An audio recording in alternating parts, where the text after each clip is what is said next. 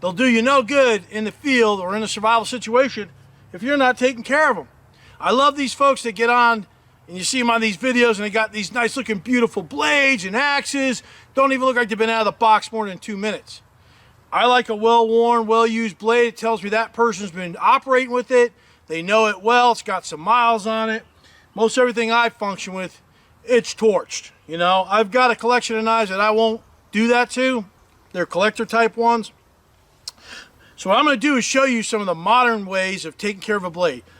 They're not all of them, but these are some of the things I like to do. Now there's many techniques out there, many options. I'm just going to show you a few. First, it starts with getting your stuff clean. You get out there in the field, can get rust on them, can get all kinds of grime on them. All kinds of cleaners out there. I like to use Mean Green Super Strength, and I just squirt them down. Whatever it is I'm going to clean, get a towel, wipe it off, get it all nice and clean, get all that dirt and grime off of it. There we go, nice. Perfect. Now knives, you know, they like it. Some come with these black powder coats, but eventually that wears away, and then, you know, it's subject for rust.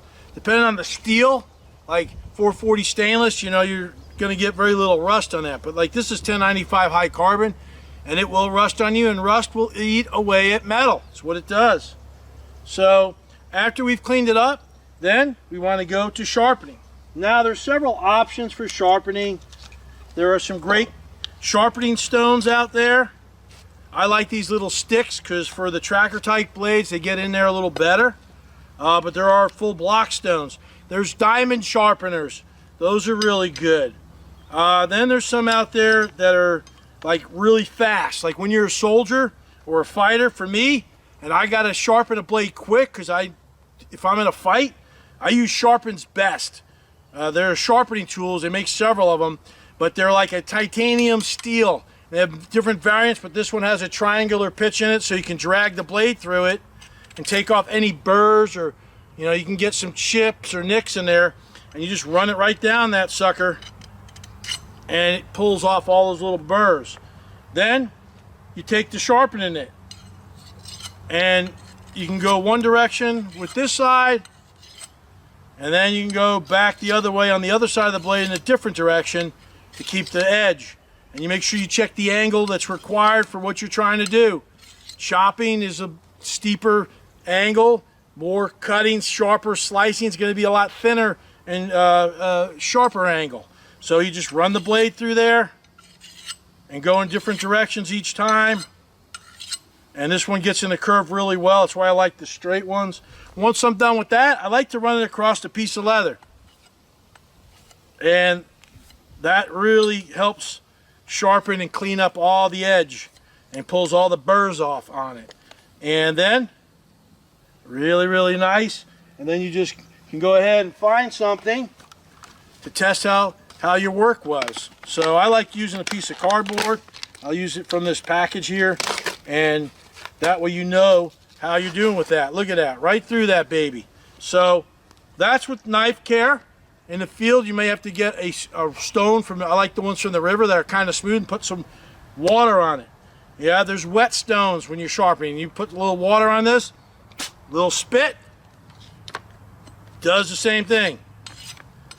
And that helps it a lot better.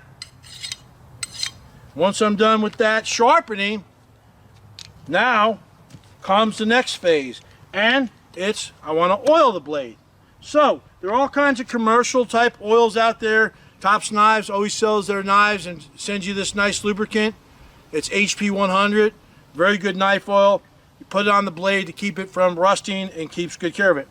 Liberal's Tears is another good one. These are great products, and this one, I love it because it smells like bacon. Everything's better with bacon. So those are two commercial products. They've got chemicals in them. One way I like to sharpen my blades, because I use most of my blades also to butcher and cut meat up, and I like to try to keep them as clean as possible. True, in the field I'm cutting a lot of things and whatever, but if I go down the river, clean up a blade in some hot water that I boil or whatever before I butcher, and then I come back, I like to use just a little bit of pure vegetable oil. That stuff, it's natural. If it gets in my body, it's not going to make me sick like the chemicals possibly could do. And I put a nice liberal coat of oil all over my blade. I do that with a lot of my gear with metal, but it gets a nice coat and it stays on a good long while, doesn't evaporate. Let me get a little bit more on there. And I coat it really generously, and then some of that actually gets in the sheath when I'm done. And then as soon as you're done oiling it, nice and sharp, clean, oiled, back in the sheath with you. Just that easy. Now let's show you the other tools that you got to work with and clean and keep sharp. All right, now we'll talk about the other tools. My good friend, Mr. Machete. Same process. Clean it up with some cleaner. Get all the rust off it. Get it nice and good. Now, sharpening anything with a saw blade, we're not talking saw maintenance here. Saws, I always say, either you got to replace the blades or take them to a professional to sharpen them. No different. Back of these blades that have saws, same thing. Other than the Tops Knives saw blades, you can sharpen them individually with a little file or something like that. But I'll show you that at the end. So, clean it up. Now, to sharpen this one, you could use regular sharpening stone. The sharpens best. Get a little water on there. Same thing, drag it through one way, back the other. Unlike a knife, more like an axe, if you find some burrs in there or some chips, which machetes get, you can just get this file and just start filing down any rough spots. You see them. Very good tool is the file, especially for axes and stuff like that. Or this disc I found, it's a dual action for lawnmower blades, axes, machete, really works well. And all you do is do a circle motion on one side. It's got a coarse side, and you come back with the other side. It's a little bit finer. And you just make circles on there. Then you do the same on the other side. This disc is really, really cool when it comes to axes and machetes. So once I've got it all sharpened, then I go back and I put a little oil on it, just like I would anything else. Now, sometimes I will skin animals with this, so I'm going to put vegetable oil on it. One other thing I do with the machete is I do get in here and get tight down here at the bottom and go real tight and make that bottom portion of the machete sharp like a knife. That way this bottom part I can use to function like a knife if I need to. So that's one extra thing I do to my machetes. Then again, run it over the leather. Really good technique. Put a little oil on there and she's ready to go. Oil helps it from rusting. Very much so. All right. Nice. All right, so machete, good to go. Now, axe. Now, axe, no different than kind of the machete, except in a couple things. I don't use anything more on this as far as sharpening goes because you have to have such a wedge shape on an axe. This is just a hatchet, but I'll take the file and I'll really file it good. File has two different sides, coarse and fine. But when you file an axe, it works out a lot better than a sharpening stone because you just have to have it in a pointed way to make an edge, like a wedge. Once you got that side done, flip over the other side.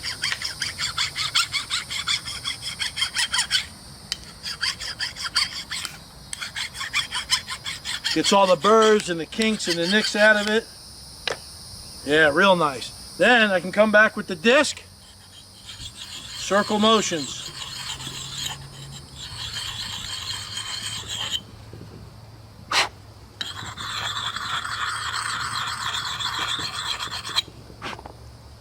Already looks a lot better. Again, we're gonna put some oil on this baby. A couple drops there. Oil it up. And no, I didn't forget a step. Yes, you clean the axe just like you would the knife. I had already cleaned this one prior because we were doing an axe segment. All oiled up, ready to go. And lastly, we have shovel type tools. And the thing with these ones, depending if you sharpen the edges or whatever, these things can use axe sharpening, knife sharpening, whatever it is you need to get done with it. Definitely need to clean it up first because there's always, it's a shovel, so there's going to be what? Dirt involved. Yep. So we clean that up real good, get all the dirt and the grime out of it, so you can see what we got. Now this particular one's got knife edges, it's got axe edges, it's got everything, and it's got saw teeth. So on the axe portions, pile away.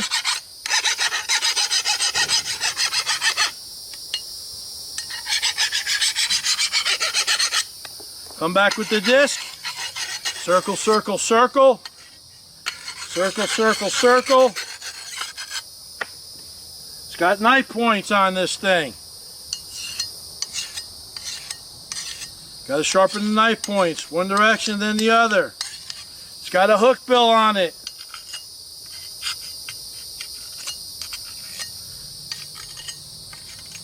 All right. Now if I really want to make it super sharp, get on the Sharpen's Best. But let me tell you something, this sucker is sharp. You don't have to worry about that. All right. Now, same as all the others. Little dab of oil will do you. Good to go. Oil it up real nice and pretty. And she's good to go. And remember, with saws, replace the blades, take them to a professional to sharpen those because they're very, very tricky and you'll drive yourself crazy with them, honestly. And that's how to take care of your equipment in terms of your tools, how to properly clean them, sharpen them, and care for them in the long run so they'll be there for you when you need them most. For me, it's part of the Ranger Creed, care of equipment. And that thing's followed me after my service into my long survival life. And if you take care of your tools, they'll take care of you.